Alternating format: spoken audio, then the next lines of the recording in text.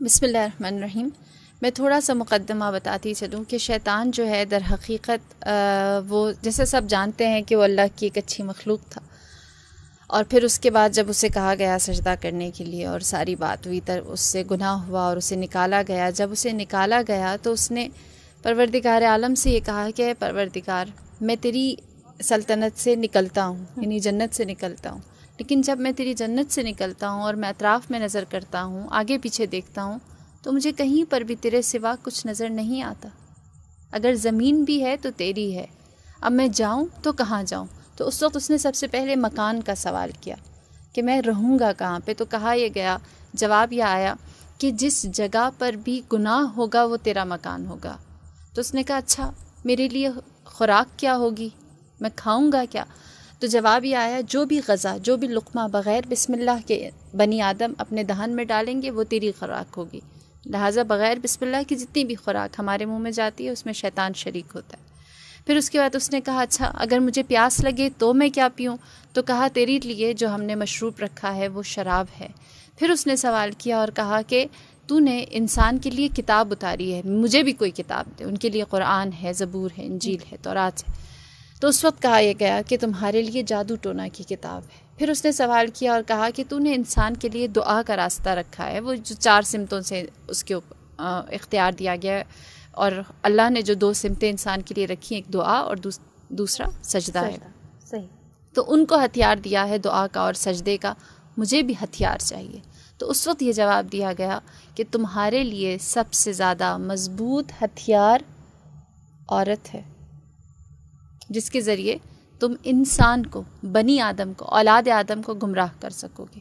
لہٰذا اس کو بہت اختیار دے کر زمین پر بھیجا گیا، اور پھر یہ کہا گیا جیسے ماریہ نے بھی اشارہ کیا، اس نے کہا کہ میں چاہتا ہوں خدایا میں نے تیری اتنا عرصہ عبادت کی ہے، 40,000 سال زمین پر کی، 40,000 سال آسمان پر کی، 40,000 سال پہلے آسمان پر کی، اور اسی طرح پورا لمبا سلسلہ ہے، 7 آسمانوں پر اس نے اللہ کی عبادت کی۔ میں نے اتنی عبادت کی، مجھے اس کی جزا کیا ملے گی؟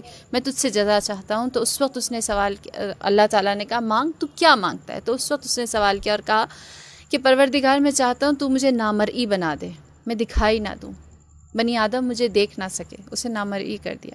پھر اس نے کہا کہ مجھے اس بات کا اختیار دے کہ میں جو انسان کے ذہن میں خیالات خطور کرتے ہیں اس میں وسوسہ ڈال سکوں، لہٰذا اسے یہ اختیار بھی دے دیا گیا۔ پھر اس نے کہا کہ پروردگار مجھے یہ اختیار دے کہ میں انسان کے خون میں روان ہو جاؤں۔ بس اس سے کہا گیا تیرے اعمال کی جزا یہ ہے کہ انسان کے خون میں رواں ہو جائے۔ پھر اس کے بعد اس نے سوال کیا اور کہا کہ مجھے آخری اختیار یہ چاہیے کہ انسان کے اوپر جب قبض روح کی جائے گی اس وقت مجھے اجازت دے کہ میں وقت آخر انسان کی قبض روح کے وقت اس پر آؤں اور اس سے وہ چیز منواؤں جو میں منوانا چاہتا ہوں۔ لہٰذا شیطان کو یہ اختیار بھی دیا گیا۔ رہی بات کہ کیوں یہ اختیار دیا گیا، وہ عبادت جو اس نے اتنا عرصہ اللہ کی تھی اس کی جزا کے طور پر، صحیح، اور اس جزا کا سب سے بڑا جو اس کی جزا ملی ہے، سب سے بڑی جزا یہ ہے کہ خدا نے اسے موت نہیں دی، وہ حی ہے نا، بالکل، وہ زندگی اور موت دینے والا ہے۔ اس نے اس سے موت نہیں ڈالی اس کے اوپر، اس سے کہا تو زندہ ہے۔ بس خدا نے اپنے دشمن کے ساتھ بھی انصاف کیا ہے۔